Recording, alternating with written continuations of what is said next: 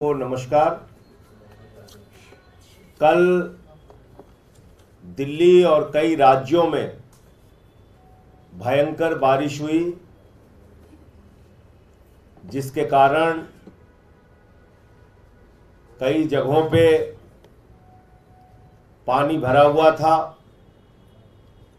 हमारे विधायक, हमारे पार्षद, हमारे मंत्री जितना उनसे बन सका उन्होंने मौके पे जाकर काम किया। अधिकारियों को, कर्मचारियों को बुलाकर और जो जरूरी इंतजाम हो सकता था वो इंतजाम किया। लेकिन इस बीच एक अत्यंत दुर्भाग्यपूर्ण घटना हुई। लेकिन मैं ये देख रहा हूं कि उस घटना पर भारतीय जनता पार्टी पूरी तरह से मौन है। दिल्ली के एलजी महोदय पूरी तरह से शांत है, मौन है। उनके मुंह से एक शब्द नहीं निकल रहा। वजह क्या है? वजह यह है कि मयूर विहार फेज 3 के इलाके में दिल्ली यूपी के बॉर्डर पे डीडीए की तरफ से, डीडीए यानी जो सीधे तौर पे दिल्ली के एलजी महोदय के अधीन आता है, भारतीय जनता पार्टी की सरकार केंद्र में जो बैठी है उसके अधीन आता है, वहां पर एक नाले का पुनर्निर्माण हो रहा था। ये उसकी तस्वीरें हैं नाले की। ये नाले की तस्वीरें हैं और इतनी बड़ी घोर लापरवाही का मामला सामने आया है कि ये नाले को ढका तक नहीं गया। कोई वहां ऐसे चिन्ह नहीं लगाए गए कि निर्माण चल रहा है। और एक छोटी बच्ची 2.5 साल की, वो इस नाले में गिर गई, बच्चा। और उसको बचाने के, 2.5 साल का बच्चा जो गिरा इस नाले में, उसको बचाने के लिए उसकी मां भी नाले में कूद गई और मां बेटे दोनों की मौत हो गई। ये हादसा नहीं है, हत्या है, हत्या। ये हादसा नहीं, हत्या है। और हत्या किसने की? ये नाले को खुला रखने वाले लोग, ये निर्माण के लिए कोई सावधानी न बरतने वाले डीडीए के लोग, वो इसके लिए जिम्मेदार हैं। ये तो नहीं चलेगा कि आप जहां भारतीय जनता पार्टी की जिम्मेदारी होगी, जहां एलजी की जिम्मेदारी होगी, वहां पूरी तरह से खामोशी साध लेंगे। एक शब्द कोई नहीं बोलेगा। घटना की जानकारी जैसे मिली, हमारे स्थानीय विधायक कुलदीप कुमार जी वहां पे पहुंचे। इन्होंने पूरा जितना हो सकता था अपनी ओर से वहां रह के इन्होंने सारे प्रयास किए। लेकिन मैं फिर दोहराना चाहता हूं, इस घटना के लिए जिम्मेदार कौन है? किसकी जिम्मेदारी तय होगी? मेयर के लिए तो कहते हैं गिरफ्तार कर दो, मुख्यमंत्री को जेल में डाल रखा है, कहते हैं बर्खास्त कर दो। मैं कहना चाहता हूं, इस घटना के लिए दिल्ली के एलजी को बर्खास्त करो, दिल्ली के एलजी को बर्खास्त करो, उनके खिलाफ कार्रवाई करो। एक मासूम बच्चे की और उसकी मां की जान गई है। तो इसलिए आज डीडीए किस प्रकार से काम कर रहा है, भारतीय जनता पार्टी किस प्रकार से काम कर रही है। और अभी जब मैं आ रहा था तो मैंने देखा संसद लीक हो गई है, बाहर पेपर लीक होता है, अंदर संसद लीक होती है। हर जगह लीक हो रहा है। मोदी है तो मुमकिन है। हर जगह लीक, हर जगह लीकेज, हर जगह रिश्वतखोरी। बुंदेलखंड एक्सप्रेस बनेगा, उसमें गड्ढा। पूर्वांचल एक्सप्रेस वे बनेगा, उसमें गड्ढा। द्वारका एक्सप्रेस बनेगा, उसमें गड्ढा। अनाप शनाप निर्माण में पैसे। कहीं दिल्ली का एयरपोर्ट गिरेगा, कहीं राजकोट का, कहीं जबलपुर का, कहीं अटल सेतु ही दरार पड़ जाएगी उसमें, कहीं मोरबी का पुल गिर जाएगा, कहीं बिहार में कई पुल गिर जाएंगे। ये क्या हो रहा है इस देश के अंदर? इलेक्टोरल बॉन्ड से कितनी रिश्वत खा ली है भाजपाइयों ने, कितना चंदा लूट लिया है, कितने पैसे खा के लोगों की जान जोखिम में डालोगे? अरे पैसे खा रहे थे तो कम से कम इतना तो सोच लेते कि जिस संसद भवन में बैठते हो वहां पे प्रधानमंत्री जी भी बैठते हैं।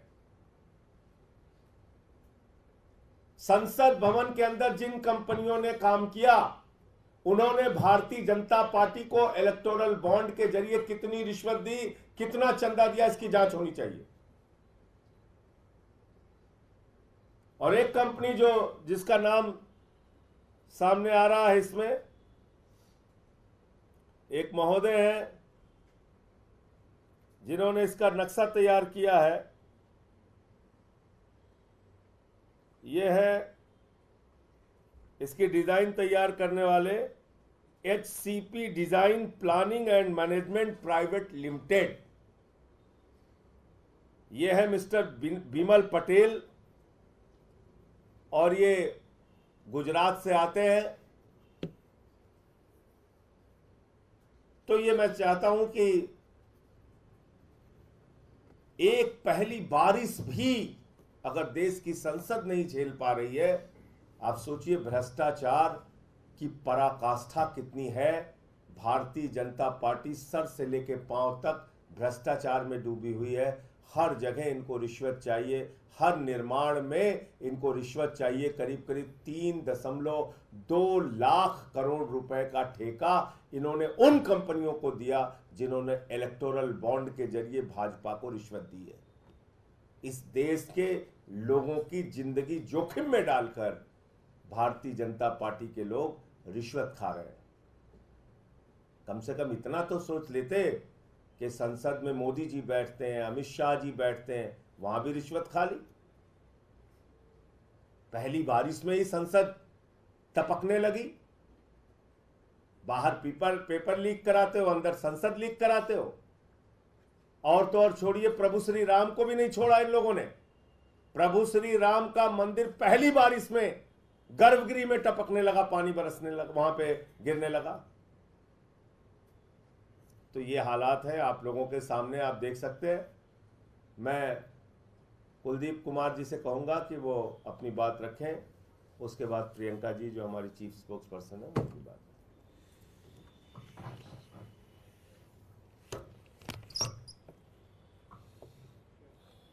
अभी सारी बात बड़े विस्तार से संजय भैया ने आपको बताई, और मुझे बड़े दुख के साथ कहना पड़ रहा है कि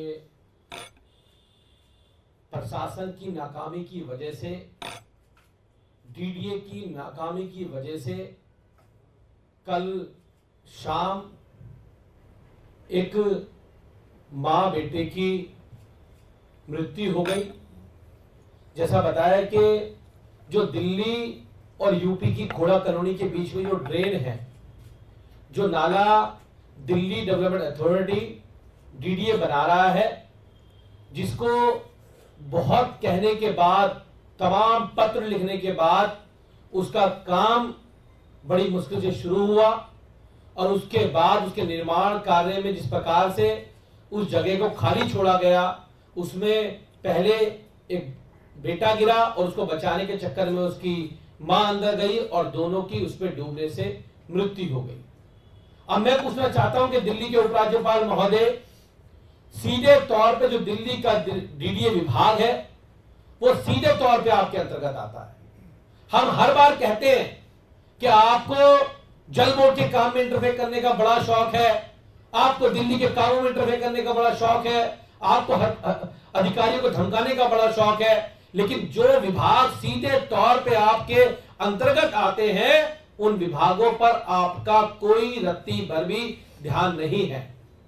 ये जो मृत्यु हुई है ये सही कहा, ये कोई हादसा नहीं है, ये पूरी तरह से हत्या है जो उन अधिकारियों की लापरवाही के कारण हुई जिन्होंने बिना बैरिकेडिंग के, बिना किसी चिन्ह के उस जगह को खाली छोड़ा, जिसको पता था कि बरसात चल रही है दिल्ली में और लगातार उसके बावजूद भी उस जगह को खाली छोड़ा गया, जिसमें गिरने से उनकी मृत्यु हो गई।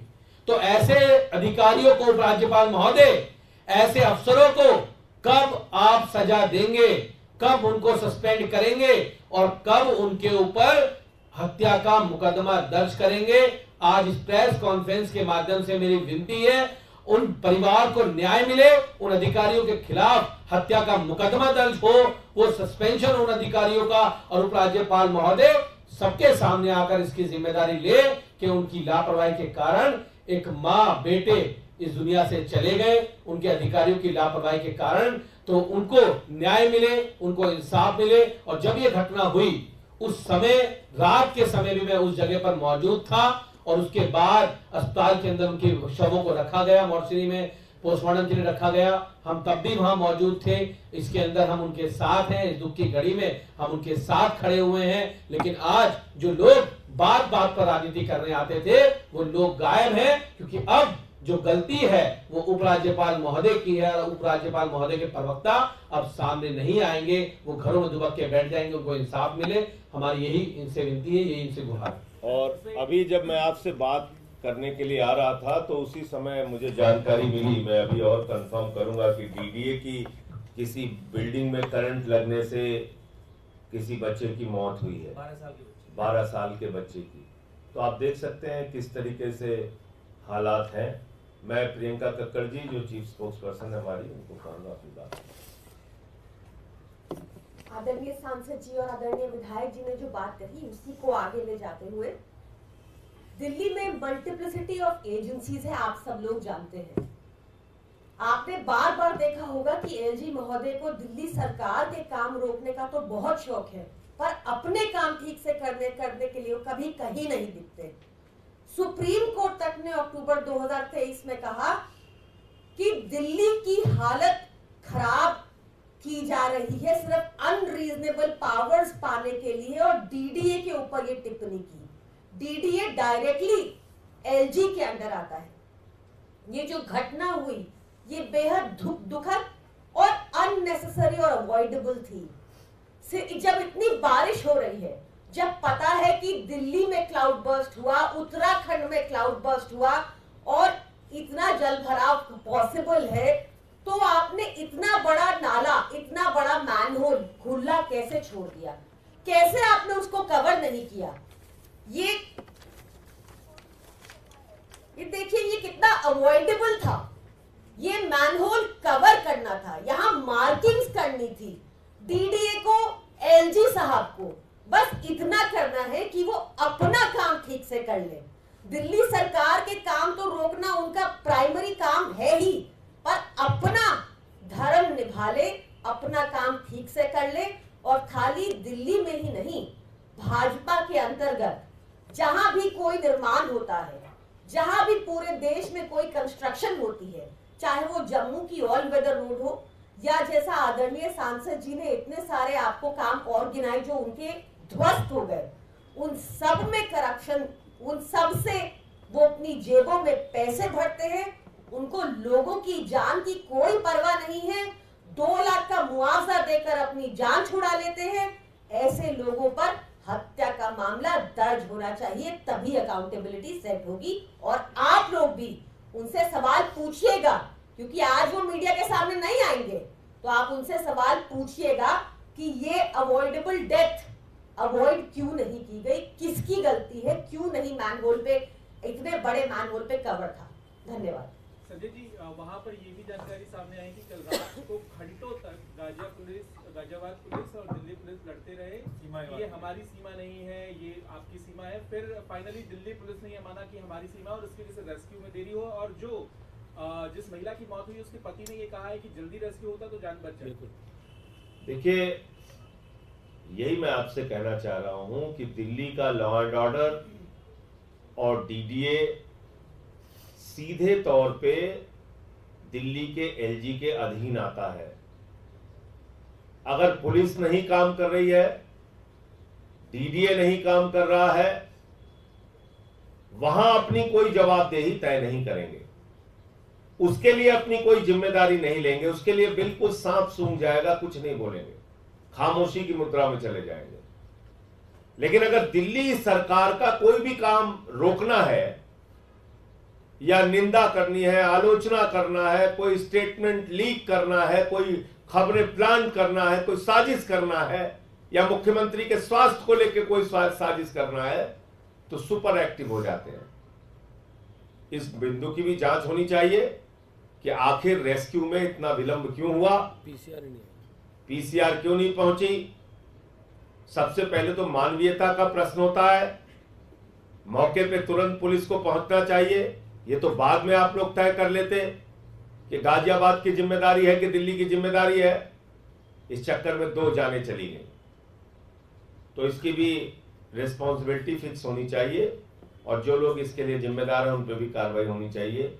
वो पुलिस के कौन से लोग हैं जिनको सूचना दी गई और वो नहीं पहुंचे। सर, आपने लॉ एंड ऑर्डर की बात की, कल गोकुलपुरी में इस तरह रहा, एक बच्चे उसके महिला के पति के सामने गोली मार दी गई, रोड रेज का घटना था, उसकी मौत हो गई। देखिए, दिल्ली पिछले कुछ वर्षों में गैंग वार की घटनाएं भी यहां पे हुई हैं। गैंग वार, देश की राजधानी में 2 गैंग आमने सामने से गोली चलाते रहे, कोर्ट के अंदर हत्या हो गई, कोर्ट के अंदर हत्या हो गई, गोली चल गई, कई किलोमीटर तक लड़की को घसीट के मारा गया,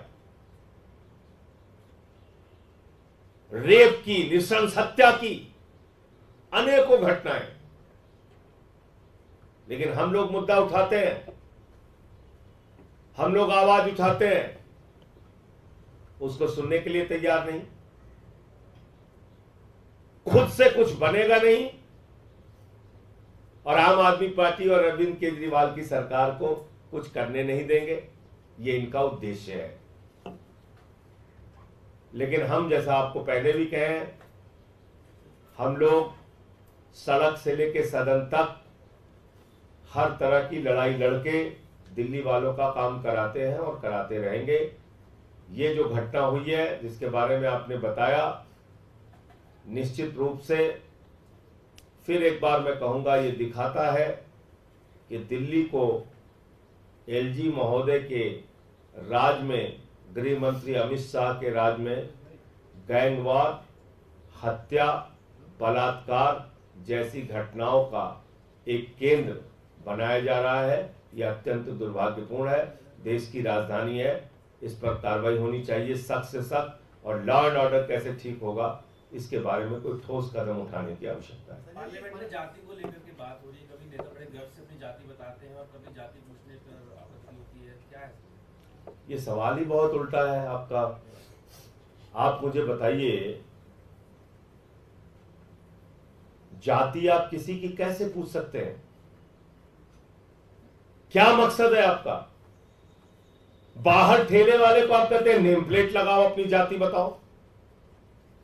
अगर वहां जाटव ढाबा लिखा रहेगा, वाल्मीकि ढाबा लिखा रहेगा, तो वहां तोड़फोड़ करनी है, वहां हंगामा करना है, वहां कोई नहीं खाने जाएगा। मुसलमान का ढाबा है, उसका बहिष्कार करना है। और संसद के अंदर अपनी जाति बताओ। तो अनुराग ठाकुर जो एक गोली मारो छाप नेता है, उनके बारे में मैं सिर्फ इतना ही कहना चाहूंगा, ये देश 144 करोड़ हिंदुस्तानियों का है। किसी गलतफहमी में मत रहना कि आप इसको जाति धर्म के नाम पे बांट पाओगे। हां, जो समाज की वंचित जातियां हैं, शोषित जातियां हैं, जिनको उनका अधिकार नहीं मिला, उनकी लड़ाई एक नहीं 1000 बार लड़ेंगे। अगर जातीय जनगणना का मुद्दा हो रहा है तो भारतीय जनता पार्टी के पेट में इतना दर्द हो जाता है, सबको अपमानित करने पर उतारू हो जाते हैं। क्यों भागते हो भाई जातीय जनगणना से? अगर इस देश में यह पता चल जाएगा कि पिछड़ा वर्ग के लोगों की कितनी संख्या है, दलितों की कितनी संख्या है, आदिवासियों की कितनी संख्या है, मुसलमानों की, सिखों की, ईसाइयों की कितनी संख्या है, बौद्धिस्टों की कितनी संख्या है, तो इसमें तुम्हें क्या प्रॉब्लम है? प्रॉब्लम एक ही है कि उनका अधिकार देना पड़ेगा। और जो नागपुर बैठा हुआ है, जिस आरएसएस का प्रमुख आज तक ना कोई दलित हुआ, ना पिछड़ा हुआ, ना आदिवासी हुआ, एक प्रमुख का नाम बता दीजिए 100 साल में, एक आरएसएस का प्रमुख बताइए। और भारतीय जनता पार्टी इतनी पुरानी पार्टी है, एक राष्ट्रीय अध्यक्ष छोड़ के एक आप बता दीजिए जो कोई दूसरे समाज से आया हो। तो इसलिए मैं आपसे कहना चाहता हूं कि जाति, नफरत, घृणा ये फैलाना और ये पूछना भाजपा के नस नस में बसा हुआ है। ये जाति पूछ के ही काम करते हैं। प्रभु श्री राम के मंदिर का शिलान्यास था, मोहन भागवत जी बुलाए गए, प्रधानमंत्री नरेंद्र मोदी जी आए, उत्तर प्रदेश के मुख्यमंत्री गए, उत्तर प्रदेश की राज्यपाल गई। लेकिन जब प्रधानमंत्री गए तो तत्कालीन राष्ट्रपति श्री रामनाथ कोविंद जी नहीं गए। क्यों? क्योंकि भाजपाइयों ने उनसे पूछा जाति क्या है, बोले हम तो दलित समाज से आते। बोले नहीं, नॉट अलाउड, आप मंदिर के शिलान्यास में नहीं आ सकते। बताएं अनुराग ठाकुर और उनकी पार्टी कि तत्कालीन देश के राष्ट्रपति श्री रामनाथ कोविंद जी को प्रभु श्री राम के मंदिर के शिलान्यास में क्यों नहीं बुलाया गया? प्रभु श्री राम के मंदिर का उद्घाटन था, फिर भागवत जी गए, प्रधानमंत्री नरेंद्र मोदी जी गए, उत्तर प्रदेश के मुख्यमंत्री गए, उत्तर प्रदेश की राज्यपाल गई। मौजूदा राष्ट्रपति श्रीमती द्रौपदी मुर्मू जी को प्रभु श्री राम के मंदिर के उद्घाटन में नहीं बुलाया गया। क्यों? पूछा जाति क्या है, बोले आदिवासी। बोले नहीं, नॉट अलाउड।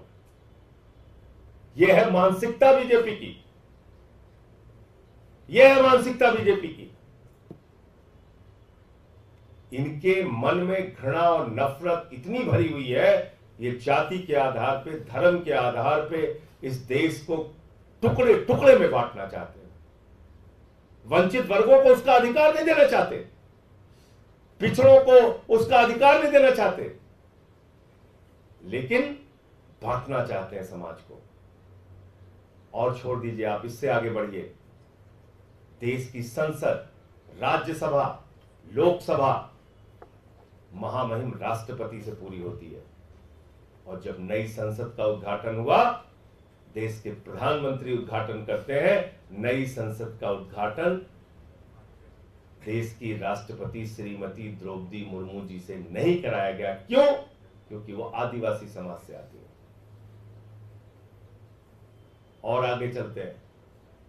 उत्तर प्रदेश के 5 साल मुख्यमंत्री रहे अखिलेश यादव जी। घर खाली किया तो गंगा जल से घर धुलवाया, और अपनी पत्नी के साथ कन्नौज में मंदिर में दर्शन करने चले गए तो भाजपाइयों ने मंदिर को गंगा जल से धुला। ये मानसिकता है बीजेपी। इसलिए अनुराग ठाकुर जो बोल रहा है वो भाजपा की मानसिकता है। वैसे वो गोली मारो छाप नेता है, उसके बारे में ज्यादा टिप्पणी करने की जरूरत नहीं है, लेकिन उसने अपनी पार्टी की मानसिकता को प्रदर्शित किया। यही मानसिकता है उसकी पार्टी की। मैं ये कहना चाहता हूं। संजय जी, मनोज तिवारी से जब पूछा गया जनभराव को लेकर तो उन्होंने कहा है कि अब मोदी जी को कमान दे देनी चाहिए, क्योंकि अरविंद केजरीवाल की सरकार ने most dangerous place for human being बना दिया दिल्ली। तो कहां पे? गुजरात में जो जल भराव है वहां किसकी कमान होनी चाहिए? इस्तीफा लेके वहां मोदी जी को बना दीजिए मुख्यमंत्री। उत्तर प्रदेश में जो जिले का जिला भरा हुआ है, यहीं गाजियाबाद से शुरू हो जाइए, मेरठ चले जाइए, मुरादाबाद चले जाइए, लखनऊ चले जाइए, जो नाव चलानी पड़ रही है शहर के अंदर, वहां पे बना दीजिए, मेयर बना दीजिए मोदी जी को। मैं तो कह रहा हूं लखनऊ का। लखनऊ का मेयर बना दीजिए, वहां जल भरा हो रहा है, मोदी जी ठीक कर देंगे वहां जाके।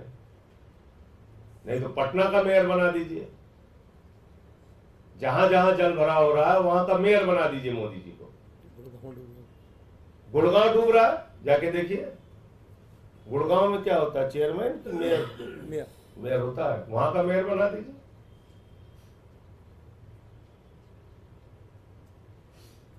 ऐसी बातें करते हैं लोग बेसिर